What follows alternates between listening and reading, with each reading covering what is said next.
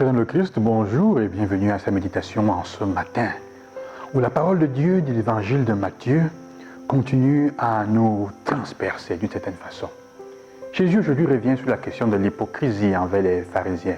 Malheureux à vous, leur dit-il, hypocrite, parce que vous avez les clés pour le royaume, vous n'entrez pas, mais vous ne laissez pas les autres entrer. Parce que vous liez de lourds fardeaux et vous les déposez sur le dos des autres, vous ne les touchez même pas du doigt. Je voudrais m'arrêter simplement à ces deux choses, en utilisant deux histoires comme ça, deux faits vécus. Le premier, c'est celui-ci. Ne vous est-il jamais arrivé de ne pas vouloir donner quelque chose à quelqu'un ou faire quelque chose pour quelqu'un et de trouver un prétexte, de trouver j'ai une chose à faire, j'ai ceci à faire, parce qu'on n'a pas le courage de dire non, je ne peux pas, je ne veux pas, je ne suis fatigué. Quelqu'un a dit que l'hypocrisie est le ciment de notre société, c'est vrai. La première chose que je voudrais raconter est liée à celle-ci. Je voyageais un jour, j'étais en voiture et il y a la patrouille du ministère de Transport qui m'arrête et je n'avais pas en fait, le stationnement venait de se périmer. Alors qu'est-ce qu'ils font? Il a pris mon permis, qui n'a pas le droit de prendre d'abord, c'est une autre chose.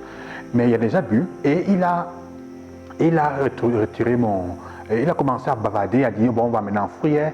Et mon confrère a dit bon qu'on amène en fourrière, nous ne payons rien. Alors moi j'ai commencé un peu à vouloir négocier, à le supplier de nous laisser partir. Alors il ne voulait pas, il voulait nous amener en fourrière. Alors j'ai dit ok d'accord. Et on s'est un peu disputé, et moi je lui ai dit si tu étais indulgent envers moi, je te montrerai ma gratitude, je te montrerai ma gratitude. Et après je disais, en fait, je ne l'ai pas corrompu. C'était une manière de lui dire que s'il était indulgent avec moi, je lui aurais dit merci d'une certaine façon. Mais en réfléchissant, mais c'était de la corruption. J'étais en train de lui dire d'une autre manière qui me faisait bien à ma conscience que je n'étais pas en train de corrompre. Mais en fait, c'était de la corruption. C'était une hypocrisie. Une façon de dire une chose qui m'arrangeait, d'abaisser le niveau de la loi.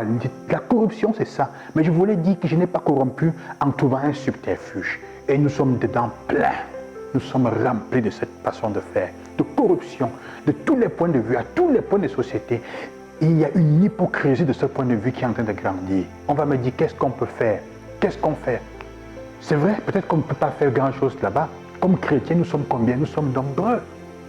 Mais chacun à son niveau peut faire quelque chose. Parce que cette même corruption, cette façon de faire entre dans nos communautés ecclésiales, dans nos églises, avec les sacrements, avec une manière de faire, on abaisse le tir. Ah, pour moi, fais-moi une faveur. La loi dit une chose, mais il y a une faveur qu'il faut faire toujours. La faveur, alors qu'il faut qu'on te fasse la faveur à toi alors que les autres attendent.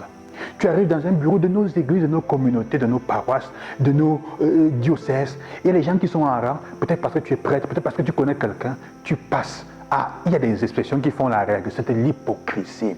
On abaisse le tir. La deuxième chose, c'est l'histoire de cette maman qui est à la fontaine avec l'enfant. L'enfant veut jouer. Elle est très fatiguée, elle a travaillé pendant longtemps. L'enfant veut jouer avec l'eau. Comme elle veut que l'enfant reste à côté d'elle, elle commence à crier sur l'enfant. Elle lui dit, reste ici, tu vas te mouiller. D'ailleurs, le jeu que tu es en train de faire, je ne suis pas venu ici avec toi pour que tu ailles jouer toujours avec l'eau chaque fois qu'on va au parc ou qu'on va dehors. Deuxième chose, donc tu vas te mouiller. Et si tu te mouilles, tu vas tomber malade. Et tu tombes malade, après on doit prendre soin de toi. La femme est en train de déposer sur le dos de l'enfant quelque chose qui est pesant. Elle ne fait pas exprès, elle est même fatiguée, c'est vrai, elle n'est pas une mauvaise maman. Elle dit à l'enfant, en fait, ton jeu, le jeu là n'est pas un bon jeu, c'est mauvais, elle dénigre le jeu. Deuxième chose, elle dit à l'enfant, comme tu joues mal, tu vas tomber malade, la punition. Et après la punition, je dois encore prendre soin de toi, donc la culpabilisation, la culpabilité. Elle n'a en fait pas le courage de dire, de faire le compte avec sa propre fatigue et de dire je suis fatigué, j'ai envie qu'il reste à côté de moi et qu'il reste à côté de moi. S'il joue avec l'eau, en fait ça m'embête parce qu'après il va tomber malade et je dois encore prendre soin de lui. Ça m'embête, ça m'énerve.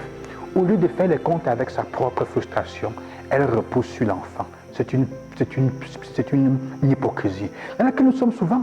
Combien de fois nous n'avons pas le courage de dire les choses comme elles sont, de prendre sur nous que c'est en fait moi qui ai un problème, comme je vous ai dit au début, mais je trouve le moyen de ne pas vouloir te dire, ah, tu sais, tel ou tel autre a fait telle chose, ça ne va pas marcher. Je trouve un prétexte extérieur. C'est l'hypocrisie. Notre vie est remplie de ça. Et le Christ dit, faites attention.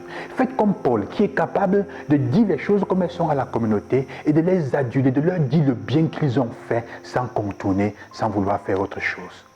Quand les choses nous dépassent, quand on arrive à un point de situation où la loi, où la règle nous met en crise, alors on cherche à passer en dessous et on adapte la loi à notre situation de péché.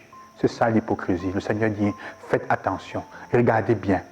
Regardez bien là où vous êtes. Si au moins on ne peut pas changer la société là où on est pour l'instant, au moins dans notre propre maison, dans notre propre communauté, dans nos propres églises, faisons l'effort d'être clairs, limpides et de ne pas être hypocrites.